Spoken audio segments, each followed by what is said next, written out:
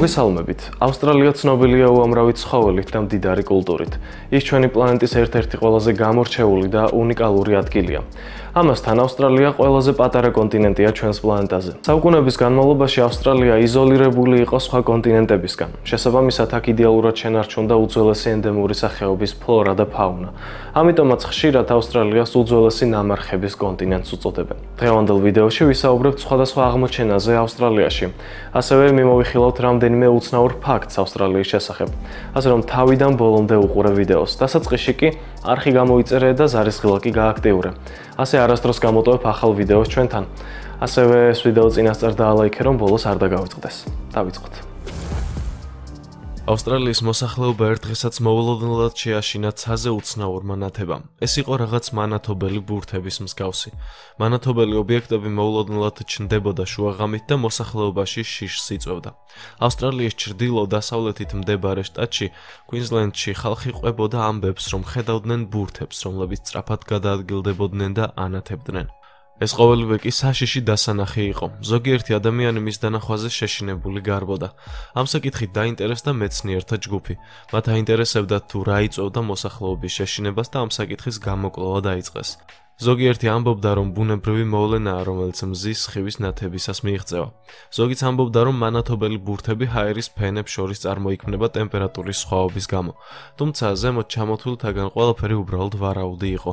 ადგილობრივი მოსახლეობა განსაკუთრებით სერიოზულად უყურებს ასეთ საკითხებს. ძველი ავსტრალიელი ხალხისთვის რელიგიურად ცეცხლს დიდი მნიშვნელობა ჰქონდა, მაგრამ თუ კი ამ ყოველივეს ფიზიკური თვალით შევხედავთ, შეიძლება ლოგიკურ დასკვნამდეც მივიდეთ. ისტორიის მანძილზე დედამიწაზე არაერთხელ დაუნახავთ მანათობელი ბურთი. შესაძლოა ეს ერთგვარი ელმოს ნათება. მეორენაირად ელმოს ცეცხლი. ადრე ზღვაში ყოფნისას მეზღვაურები გემის ანძაზე ღამით მოლურჯო ნათებას ხედავდნენ, თანაც ეს საკმაოდ ხშირად ხდებოდა. ნათება ცივი იყო, მას არ ჰქონდა არანაირი ტემპერატურა, შესაბამისად, მისი გამოჩენა არასდროს აზიანებდა გემს. ამ ყოველივეს ლოგიკური ახსნაც აქვს. ზოგადად ჭექაქუ ხილი ძლიერი ელექტრული ველის წარმოქმნას იწვევს. ელექტრული ველი ისეთი მოგრძოლი თონის ობიექტები ძლიერდება, როგორიც არის მაგალითად რაღაც მილი ან ანძა.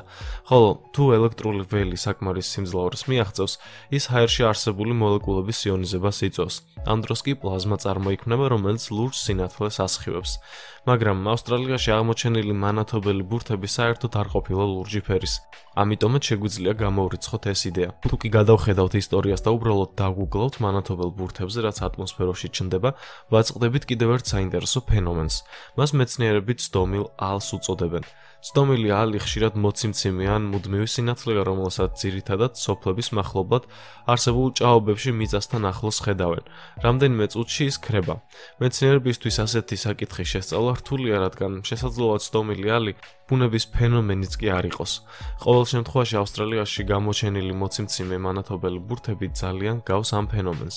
ცდომილი ალი ძირითადად ჭაობების თავზე ჩნდება და ლოგიკურად შეგვიძლია ვიფიქროთ, რომ მას ჭაობიდან აომავალი გაზის, მეთანის აალება იწვევს, თუმცა აალების გამომწვევი მიზეზიც ამ შემთხვევაში უცნობია. ეს ყოველივეც უბრალოდ ვარაუდებია, რაც ჯერ დადასტურებული არ არის.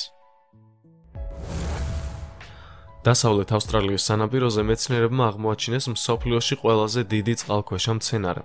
ავსტრალიელმა მკვლევარებმა ლენტისებური ზღვის ბალახის ნიმუშები აიღეს და ლაბორატორიაში გადაგზავნეს იმისთვის, რომ გამოეკვლიათ ის. ჩნდება კითხვა, რა არის იმაში განსაკუთრებული, რომ წყალქვეშ დიდი მცენარე აღმოაჩინეს. განსაკუთრებული აქ ამ მცენარის ზომა და მისი გამრავლების უნარია. წარმოიდგინეთ, მხოლოდ ერთი მცენარე გაფართოებული იყო 180 კილომეტრის რადიუსზე და გამოდის, რომ ის ამჟამად ჩვენთვის ცნობილი უდიდესი მცენარეა მთელს დედამიწაზე. ანუ 180 კილომეტრის რადიუსზე გადაჭიმულ მცენარეს ერთი ძირი ჰქონდა. ასეთი რამ აქამდე არასდროს აღმოუჩენიათ, თუმცა შედეგებმა მხოლოდ ეს არ აჩვენა. მეცნიერებმა აიღეს 18,000 გენეტიკური მარკერი და დაასკვნეს, რომ 200 კვადრატული კილომეტრის ფართობის მცენარე გაშლილი იყო მხოლოდ ერთი ნერგისგან. ამ მცენარის უნიკალურობა მდგომარეობს იმაშიც, რომ მას ორჯერ უფრო მეტი ქრომოსომა აქვს. შესაბამისად, ის ისეთივე სახეობას მიეკუთვნება, როგორიცაა მაგალითად კარტოფილი ან ბანანი. როგორც წესი, ბუნებაში ასეთი მცენარე მუდმივად განაგრძობს ზრდას. შესაბამისად, აღმოჩენილი ზღვის მცენარე უნიკალური იყო და ასეთი რამ მეცნიერებს ზღვაში აქამდე არასდროს აღმოუჩენიათ. ავსტრალიური იავი. იეტი, ანუ თოვლის კაცი. ამ სახელით ცნობილია ჰიმალაიში მცხოვრები ორფეხზე მოსიარულე ბალნიანი მითიური არსება, რომელიც ევროპაში ძირითადად ცნობილია თოვლში დატოვებული ნაკვალევის ფოტოებით. ადგილობრივი შერპას ტომის ენაზე იეტი ნიშნავს კლდის ცხოველს. როგორც წესი, მას აღწერენ როგორც 2-დან 3 მეტრამდე სიმაღლის და დაახლოებით 200 კილოგრამამდე მძიმე არსებას, რომლის ნაფეხურიც 53 სანტიმეტრამდე არის. მაგრამ მიავი შეიძლება ვთქვათ, რომ ავსტრალიური მითიური არსება, რომელიც თოვლის კაცს გავს და ისიც ორფეხზე გადაადგილდება. არსება, რომლის დაჭერა ვერასდროს ვერავინ შეძლო, იეტის ანალოგია. ოღონდ ავსტრალიელი ხალხისთვის ჩნდება კითხვა: რეალურად მითიური არსებაა თუ სინამდვილეში ბინადრობდა ავსტრალიაში იავი? მეცნიერები დღემდე მსჯელობენ ამ საკითხზე. ბევრი ამბობს, რომ შესაძლოა ის დღემდე არსებობს ავსტრალიის აღმოსავლეთ ტყეებში. ავსტრალიელ მონადირეთა ჩანაწერებში, რომელიც მე-19 საუკუნით თარიღდება, ხვდებით საკმაოდ საინტერესო რამეს. მონადირეები საუბრობდნენ და აღწერდნენ არსებას, რომელიც ტყეში დაინახეს. ეს იყო დაახლოებით 3 მეტრანახევრის მონსტრი, რომელიც ადამიანის მსგავსად ორფეხზე გადაადგილდებოდა და კენგურუებს ჭამდა. მაიმუნის მსგავსი სახე, მოწითალო ფერის თვალი და მთლიანობაში საშიში შესახედაობის მონსტრი. რეალური ფაქტები და მტკიცებულებები რა თქმა უნდა არ მოიპოვება, მაგრამ იავი დღემდე რჩება ავსტრალიურ მითოლოგიურ არსებად, რომლის შესახებაც ფილმებში ან სხვადასხვა წიგნებში საინტერესო ამბებს ვაწყდებით. მაგრამ აღსანიშნავია ის ფაქტიც, რომ ზოგიერთი ფერმერი ჩვენს დროშიც აღწერს მსგავს არსებას. მაგალითად, ერთი ავსტრალიელი ფერმერი 2010 წელს ამტკიცებდა, რომ იავი დაესხა მის ფერმას თავს და ძაღლი მოსტაცა. თუმცა ვინ იცის, სიმართლეა ეს თუ არა. ათასობით წლის წინ ავსტრალიის მიწაზე ბინადრობდა ფრინველი, რომლის ფრთების შლილი 3 მეტრს აღწევდა. ეს იყო გიგანტური არწივი. პირველად ამ ფრინველის ნამარხი 1956 წელს აღმოაჩინეს სამხრეთ ავსტრალიის ტერიტორიაზე. თუმცა მხოლოდ ჩვენს დროში გახდა შესაძლებელი უფრო მეტი გაეგოთ მეცნიერებს ამ გასაოცარი ფრინველის შესახებ. ფრინველს განსაკუთრებით ძლიერი ძვლები და კუნთოვანი სისტემა ჰქონდა. მის ძვლებზე დაკვირვებით გაირკვა თუ როგორ ნადირობდა და რატომ იყო ასეთი ძლიერი. ის ძირითადად უზარმაზარ ცხოველებს იტაცებდა და მარტივად ხოცავდა მათ. ძირითადად არწივი კენგურუებზე ნადირობდა. არწივის კლანჭების სიგრძე 30 სანტიმეტრს აღწევდა. შედეგად ის ნებისმიერ ცხოველს კლავდა და აგლიჩდა ხორცს თავისი ბასრი კლანჭით. ზრდასრული კენგურუ საშუალოდ 90 კილოგრამს იწონის. აღნიშნული არწივი კი უპრობლემოდ წევდა ჰაერში მას და დიდი სიმაღლიდან მიწაზე ახეთქებდა. შემდეგ კი მკვდარ ცხოველს ჭამდა. რატომ გადაშენდა ეს ფრინველი? ერთ-ერთი ვერსიით მისი არეალი შეიზღუდა და საკვებს ვეღარ პოულობდა. მას ძალიან ბევრი საკვები სჭირდებოდა ყოველდღიურად. 2020 წელს ჩატარებული ექსპედიციის შედეგად დაახლოებით 20-მდე ძვალი აღმოაჩინეს და თითოეული მათგანი უზარმაზარ არწივს ეკუთვნოდა. ეს ალბათ კიდევ უფრო მეტ ინფორმაციას მისცემს მეცნიერებს 3 მეტრიანი არწივის შესახებ და მისი გადაშენების რეალური მიზეზიც გახდება ცნობილი. გიგანტური ლითონის ნაგლეჯი. დასავლეთ ავსტრალიის სანაპიროზე ზღვამ გამორიყა გიგანტური ლითონის ცილინდრი. აღნიშნულმა ობიექტმა მაშინვე მიიპყრო პოლიციის ყურადღება და ისინი მოსახლეობას თხოვდნენ თავის შორს დაეჭირათ სანაპიროდან. მათ ექსპერტები გამოიძახეს, რომ შეემოწმებინათ უსაფრთხო იყო თუ არა აღნიშნული ობიექტი. არავის წარმოდგენაც კი არ ჰქონდა თუ საიდან გაჩნდა ასე მოულოდნელად ეს ცილინდრი და წარმოადგენდა თუ არა საფრთხეს ის მოსახლეობისთვის. როგორც ყოველთვის მოსახლეობამ ყველაფერს დაარქვა თავისი სახელი. როგორც ხდება ხოლმე, სალაპარაკო თემაც გაჩნდა და ერთნი ამბობდნენ, რომ ეს უცხოპლანეტელობის ხომალდის ნაწილი იყო, ზოგიც კი ამტკიცებდა, რომ ცილინდრი მალაიზიურ თვითმფრინავს MH370-ს ეკუთვნოდა, რომელიც რამდენიმე წლის წინ უკვალოდ გაქრა. როგორც წესი, ასეთი ვერსიები მაშინ ჩნდება, როდესაც რაღაც ამოუხსნელთან აქვს ადამიანს საქმე. თუმცა პოლიციის მთავარი მიზანი იყო გამოერიცხა ნებისმიერი საფრთხე, რაც კი შესაძლოა ამ ცილინდრს მოეტანა მოსახლეობისთვის. საბოლოოდ ექსპერტები მივიდნენ დასკვნამდე, რომ აღნიშნული ცილინდრი ინდური თანამგზავრის ნაწილი იყო, რომელიც რამდენიმე წლის წინ ჩამოვარდა ოკეანეში და საბოლოოდ დინებამ ის დასავლეთ ავსტრალიის სანაპირომდე მიიტანა. კლდეზე ნაკვეთი ნახატები. რამდენიმე წლის წინ ვანდალებმა დააზიანეს სამხრეთ ავსტრალიაში გამოქვაბულში არსებული უძველესი ნახატები და რუინები. აღნიშნული გამოქვაბული და იქ გაკეთებული რუინები ადგილობრივი მოსახლეობისთვის წმინდა იყო, რადგან ეს ყოველივე უძველესი აბორიგენების მიერ იყო დახატული და ამოკვეთილი. გამოქვაბულ საუკუნეების მანძილზე უფრთხილდებოდა მოსახლეობა. ვანდალებმა კი გადააკვეთეს საზღვარი, გასცდნენ მავთულ ხლართებს და ყველაფერი გრაფიტით მოხატეს. ასევე ამოჩიჩქნეს კედლები, სადაც რუინები იყო. არქეოლოგები ამბობდნენ, რომ გამოქვაბულის კედლები ძალიან სუსტი იყო და ნებისმიერი მცდელობა მოეშორებინათ გრაფიტი კედლებიდან საბოლოოდ გაანადგურებდა რუინებს. 2014 წელს გამოქვაბულის ნახატები ნაციონალურ ძეგლად იქნა აღიარებული, მაგრამ არც ამ ფაქტმა შეაჩერა მავნებლები, რომ დაეზიანებინათ კედლები. სოკოები ცოცხალ ორგანიზმთა დიდი ჯგუფია. სოკოების მრავალფეროვნების გამო შესაძლოა ისინი იყვნენ გემრიელი, კერძის მოსამზადებლად, ან პირიქით, მომწამლელი და საშიში. 2019 წელს ავსტრალიაში მეცნიერებმა უჩვეულო და საინტერესო რამეს მიაკვლიეს. ასეთი რამ აქამდე არასდროს ჰქონდათ აღმოჩენილი. სოკოს ეს სახეობა ნიადაგიდან ოქროს ნაწილაკებს იზიდავს და გვერდებზე იწებებს. დიახ, ავსტრალიის ბუნებაში არსებობს ეს სოკო. პირდაპირ გაგებით ოქროს საბადო.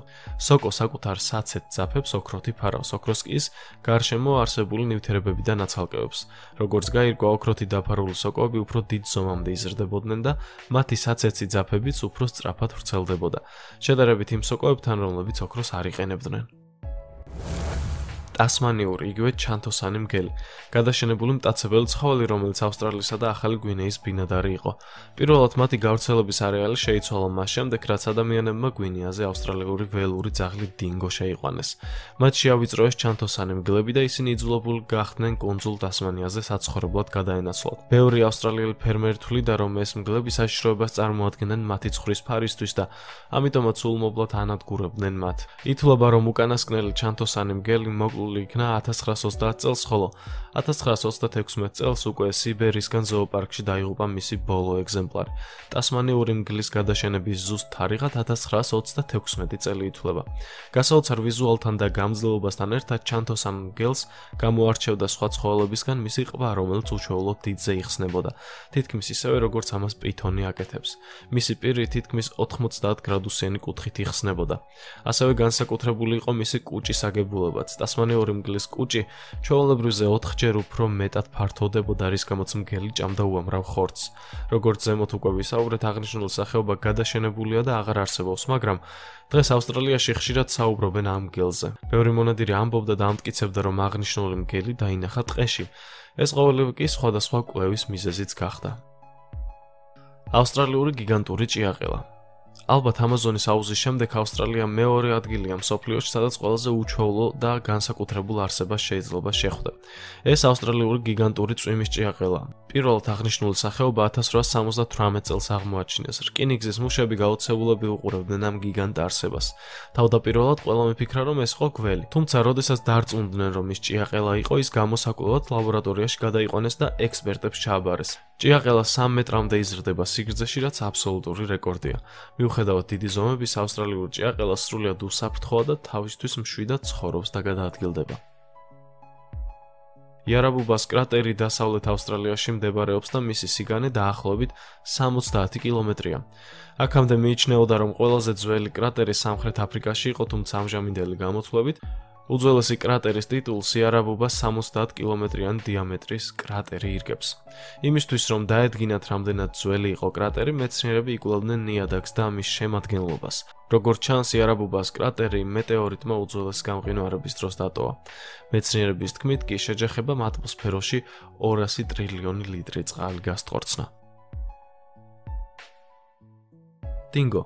უძველესი ძაღლი დინგო ოდესღაც ადამიანმა მოიშინაურა, თუმცა შემდეგ ის კვლავ გაველურდა და ადამიანების გარემოცვაში ყოფნას ველური ბუნება არჩია. დღეს ეს სახეობა ყოველთვის ავსტრალიასთან ასოცირდება, რადგან მხოლოდ აქ ხვდებით ასეთ გადაგვარებულ ძაღლებს. არადა როგორც წესი მათი გვარის წარმომადგენლები სხვაგანაც არსებობენ. თუმცა სხვაგან ისინი ჩვეულებრივი შინაური ძაღლები არიან, რომელთა ცხოვრებაც ადამიანის გარეშე წარმოუდგენელია.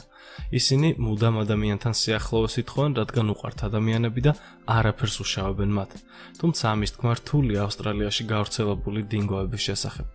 როგორც წესი, მეცნიერები ამბობენ, რომ მათი წინაპარი მგელი იყო, ხოლო დროთა განმავლობაში დინგომ თავისი ინდივიდუალური სახე მიიღო. კონკრეტული მიზეზი თუ რატომ გახდა ეს სახეობა გარეულიდან შინაური, უცნობია. თუმცა ვარაუდობენ, რომ გარემო ფაქტორებმა მათში მგლის ველური ინსტინქტები გააღვიძა. იმ დროს, როდესაც ავსტრალიაში დინგო გაჩნდა, სხვა ძლიერი ისტორიული მტაცებლები ფაქტობრივად აღარ იყვნენ აგრესიულები და არც საფრთხეს წარმოადგენდნენ ძაღლისთვის ან ადამიანისთვის. ამის საპირისპიროდ კონტინენტი სავსე იყო უამრავი უწყინარი და პატარა ცხოველით, რომლის დაჭერაც და მონადირებაც დინგოსთვის არ წარმოადგენდა პრობლემას. დინგოს გასაოცარი გამძლეობის მქონე ძაღლია, რომელსაც შეუძლია კილომეტრებიც კი ირბინოს უწყლოდ უდაბნოში. ისინი ხშირად ისევე თამაშობენ როგორც შინაური ცხოველები, მაგრამ მათგან განსხვავებით არასდროს ყეფენ. არადა ერთ დროს დინგო თავისი ყეფით გამოირჩეოდა. ეს თვისებაც გაქრა მათში და ახლა მგლები ვიტყმოიან. ეს ძაღლები სწრაფად გავრცელდნენ მთელ ავსტრალიაში და პირველი რაც გააკეთეს იყო ის, რომ მოიშორეს საკუთარი სტილის მონადირეები, რომლებიც ზომით ასევე მათი მსგავსნი იყვნენ. მათ ფაქტობრივად გადააშენეს ჩანთოსანი მგელი და ჩანთოსანი ეშმაკი. როგორც წესი, დინგო ღამის ცხოვრებით გამოირჩევა. შეუძლია დღისით ნადირობაც, მაგრამ ღამე საქმიანობას ამჯობინებს. ის ცხოვრობს სოროებსა და გამოქვაბულებში, ხანდახან ხის ფესვებშიც კი. სხვა ცხოველის გაკეთებულ სოროში, რადგან თავშესაფრის გასაკეთებლად თავს არ იწუხებს. რად უნდა ამისთვის შრომა, როცა შეუძლია უკვე გამზადებული თავშესაფრიდან გააგდოს ან მოკლას სხვა ცხოველი და მიისაკუთროს ის ადგილი. მისი სხეულის სიგრძე 90-დან 110 სანტიმეტრს აღწევს. ჩვეულებრივ ჟანგისფერი ყვითელი ან წითურია. გვხვდება რუხი, შავი, თეთრი და ჭრელი ინდივიდებიც. ცხოვრობს საკმაოდ მცირე დროს, ყრის დაახლოებით 6-დან 8 ლეკვს. ნადირობს ცხვარზე, რის გამოც მოსახლეობა ანადგურებს. დინგო ადვილად იტანს ტყვეობას. დინგო განსაკუთრებით ეტანება კურდღლებს. ის მარტივად იჭერს ასეთ სწრაფ ცხოველს. გარდა ამისა, მათ მგლის ინსტინქტები ეხმარებათ ინადირონ ჯგუფურად. ასეთ დროს კი თავისუფლად იჭერენ კენგურუს და მის ხორცს მიირთმევენ. დინგოს არ დავიწყებია ყოფილი პატრონი, ადამიანი და მისთვის პრობლემების შექმნაც გადაწყვიტა. დინგოს ძალიან უყვარს ცხვრის ხორცი და დიდ პრობლემას უქმნის ფერმას. თავიდან ისინი ახლოსაც კი არ ეკარებოდნენ ცხვარს, მაგრამ როგორც კი გემო გაუსინჯეს, აქტიური ნადირობაც დაიწყო. ეს შინაური ცხოველი ვერ გარბის ისეთი მტაცებლისგან, როგორიც დინგოა. ამიტომ ცხვარი მარტივი მსხვერპლი ხდება მისთვის. აქ ერთადერთი იმედი ცხრისთვის ისევ და ისევ ადამიანია. მეცხვარეების რისხვას ასევე იწვევდა დინგოს უმოწყალო ქცევა. როდესაც ის სანადიროდ ფარაში შეიჭრება, გზად კლავს რამდენიმე ცხვარს, რასაც მოასწრებს და შეძლებს, ხოლო საჭმელად მხოლოდ ერთი პატარა ცხვარი მიაქვს. ეს უკვე ბოროტება იყო. მონადირეებმა აქტიურად დაიწყეს დინგოზე ნადირობა და დღეს ხშირად იმართება ამგვარი გასვლები სანადიროდ, რა დროსაც ასობით დინგოს კლავენ მონადირეები. მხოლოდ ესაა ერთ-ერთი საშუალება იმისთვის, რომ ფერმერებმა გადაარჩინონ ცხვრის ფარა. ადამიანი ავსტრალიაში მთელი წლის განმავლობაში ნადირობს დინგოზე. აქ არ არსებობს ნადირობის სეზონი, წესები, როგორც კი ისინი დაინახავენ მათ, მაშინ ვესვრიან. გარდა ამისა, მათ წინააღმდეგ იყენებენ სხვადასხვა მახეს და საწამლავსაც კი. მე-19 საუკუნის მეორე ნახევრიდან ავსტრალიაში დაიწყო სპეციალური ბარიერების მშენებლობა, რაც დინგოებისგან თავის დასაცავად იყო. ეს იყო ლითონის ბადე, რომელიც თითქმის 6000 კილომეტრზე იყო გადაჭიმული. თუმცა დინგომ როგორც საუკეთესო მტაცებელმა ავსტრალიაში მარტივად მონახა სხვა გზა და სანაპიროებისკენ გადაინაცვლა. მათ მალევე აღადგინეს ის ველური ინსტინქტები, რაც მგლებს გააჩნიათ. ეს არის ჯგუფური ნადირობა, ხროვა და დომინანტობა. აქაც ხროვაში ორი დომინანტია, ეს კი წყვილია, დედა და მამა. ფაქტობრივად ხროვაში ყველა წევრი მათი შვილია. ხოლო ახალდაბადებულებზე მთელი ხროვა ზრუნავს და მათთვის საკვები მიაქვს. ასწავლიან ნადირობას და თავის გადარჩენას. გამრავლების პერიოდი ავსტრალიელი დინგოებისთვის მარტსა და აპრილში მოდის. დაახლოებით 63 დღეში იბადება 4-დან 6 ლეკვი. ზოგიერთ შემთხვევაში ეს რიცხვი 8-მდეც აღწევს. პირველი 3 კვირა ლეკვები ბუნაგში იმყოფებიან და მხოლოდ დედაზე არიან დამოკიდებულნი. 8 კვირის შემდეგ კი ტოვებენ მას და გამოდიან გარეთ, ახალი სამყაროს შესაცნობად. 3-4 თვისები უკვე დიდებთან ერთად დადიან სანადიროდ და ჭამენ ახალ ხორცს. ამ პერიოდში პატარა დინგოები ძალიან აღარ განსხვავდებიან ზრდასრულებისგან, თუმცა მაინც დინგო ზრდასრული მხოლოდ 2 წლის ასაკში ითვლება. დღეს ავსტრალიელი ფერმერებისთვის ეს ძაღლები რჩებიან ერთ-ერთ ყველაზე დაუძინებელ მტრებად. ეს კარგად შეისწავლა თავად დინგომაც და ის ცდილობს სხვადასხვა რაიონებში თვალში არ მოხვდეს ადამიანს, რადგან იცის, რომ ტყვია არ ასწდება. ამიტომაც ისინი ჩუმად ღამე ნადირობას ამჯობინებენ და თუ შეძლობენ, ღამე იპარავენ ცხვრებს. ეს კი ერთ-ერთი ფაქტორია იმისა, რომ მათი შესწავლა მეცნიერებს უჭირთ. ისინი გრძნობენ ადამიანის სიახლოვეს და იმალებიან. დღეს უცნობია დაახლოებით რამდენი ველური ძაღლი ბინადრობს ავსტრალიაში, მაგრამ არსებობენ ისეთი ერთეულებიც, რომლებიც ხროვაში არ არიან. ასეთები ეული დინგოები არიან, რომლებსაც ადამიანთან ურთიერთობის არ ეშინიათ. ისინი სანაპიროზე გამოდიან და ცდილობენ საკვების მოპოვებას. მაგალითად, ჩუმად იპარავენ ტურისტების საკვებს, რომლებიც სანაპიროზე ირუჯებიან. 1980 წლის 11 ივნისს 2 თვის ბავშვი გახდა დინგოს მსხვერპლი. ცხოველმა პატარა ბავშვი კარვიდან მოიტაცა და პირდაპირ დედის თვალწინ მოკლა. რაც არ უნდა იყოს, ეს ძაღლი არაპროგნოზირებადია და მთავარი თავსატეხია ავსტრალიელი ხალხისთვის. სწორედ ამიტომ ითვლება ის ყველაზე საშიშ ძაღლად კონტინენტზე. ომი ადამიანსა და დინგოს შორის გრძელდება. ალბათ ვერასდროს წარმოიდგენდნენ ის ევროპელები ასეთ რამეს, რომლებმაც პირველად დინგო ჩამოიყვანეს ავსტრალიაში. მთლიანობაში ჩვენი ვიდეო ავსტრალიის შესახებ დასასრულს მიუახლოვდა. გმადლობთ, რომ თავიდან ბოლომდე უყურეთ ვიდეოს. აუცილებლად გამოიწერეთ არხი, დალაიქეთ ეს ვიდეო და დაელოდეთ შემდეგს. წინ კიდევ ბევრი საინტერესო ვიდეო გელოდებათ. დროებით.